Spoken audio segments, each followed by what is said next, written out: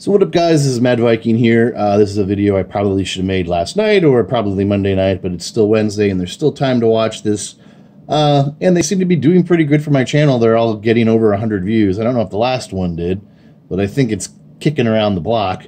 Of course, what I'm talking to, referring to is AEW Dynamite, which will be on later tonight. And I'm going to go over the card lineup here. We're getting the advertised match that they've been talking about all week is Cody and QT Marshall. Who the hell is that? I don't even know if we've seen him yet. Versus the Butcher, the Blade, with the Bunny. I don't know what they're doing with Allie and why they're doing that. It seems like a complete waste. Yes, the Blade is her fiance or husband. I don't know if they're married yet. But I mean, I thought they brought her over because she was a big deal and they planned on doing something with her. So she's going to be in a managerial role, and I'm sure every once in a blue moon she's going to wrestle. But apparently between her and Brandy, when she was in Impact for a cup of coffee, I guess those two had a problem with each other. And there is kind of speculation that Brandy is dropping the hammer on her here at AEW, like as a punishment. I would think here, as a debut match between Cody and Marshall versus Butcher and Blade, that Butcher and the Blade would come out on top. It's a tag team match. I don't think it's going to affect Cody's lineup. And he's still out of the world title picture. So I would assume, what's it going to bother him, his record any, if he loses here? So like I said, it's a debuting match for Butcher and the Blade, and they have to come off on top. They have to look strong. So I would assume they're going to win, and that's what I'm going to pick. We're going to get a street fight here between the Young Bucks versus Santana and Ortiz. I think they're called Pride and Proud or Proud? I don't know. Weird, stupid name. Why can't people have cool names anymore? This should be very good. I almost think I'm going to stay home and watch this tonight instead of going to the mall show, but we'll have to see. I know they got to keep Santana and Ortiz looking strong because they're in the inner circle here.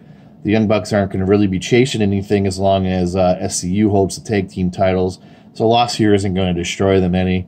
And I know that Matt is kind of hurt. I think he's back to wrestling, but I mean, they're not going to go hard here and get a win, and it's really not going to mean anything for them. So I think Santana and Ortiz here are going to get the W. Let me click over.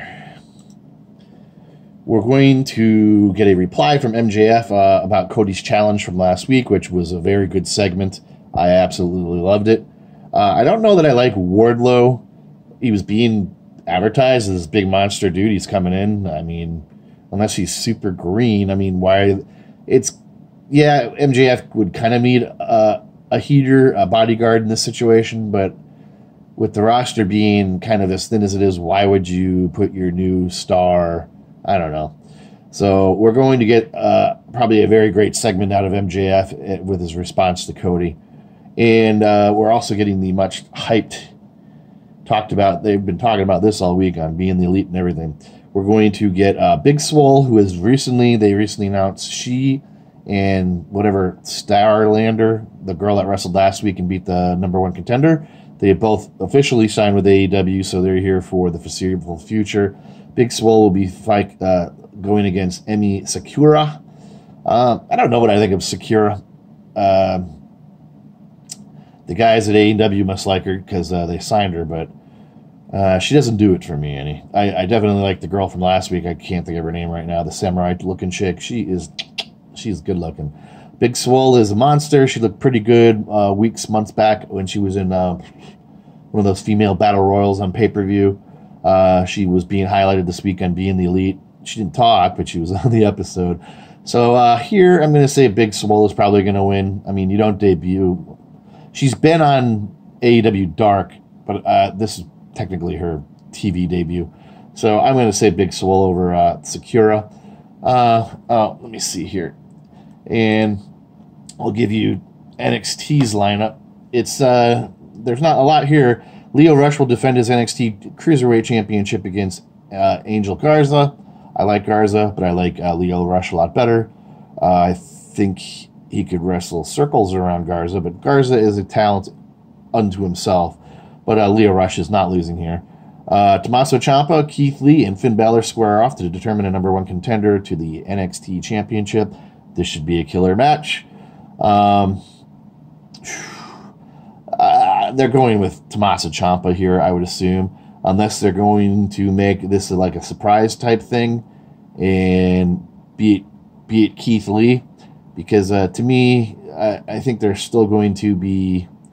Well, Adam Cole has had the belt a little bit, but I don't know that they're ready to take the belt off him.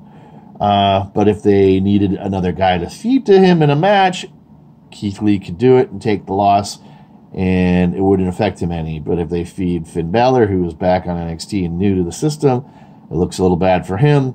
And you don't want to have your champion who just came back from injury, who officially didn't really lose his belt, he had to give it up. If he loses here, it doesn't look good for him. So, I mean, there is a potential that Keith Lee wins it, but I would assume it's going to be Tommaso Ciampa. If Tommaso Ciampa wins it, it's only because, in my opinion, they're going to put the belt back on him. So that is tonight's lineup for NXT and AEW Dynamite. I hope you liked it. Hit like, subscribe, leave a comment, all that good stuff. I will catch you in the next video. Maybe I will go to the mall show tonight. I don't know. I have to see. When I'm going to go out and do some Christmas shopping and all that. Yesterday was the big purge of YouTube. I'm still here, but it doesn't mean I survived it. There's 33-something million channels on YouTube. It's not like they're going to hit a button and boom, they're just going to have it all purged. I mean, they're still talking about the purge today on other people's channels. But still here, so we'll leave it at that. So hit the notification button, subscribe, all that good stuff, leave a comment. I will catch you guys in the next one. Mad Viking out.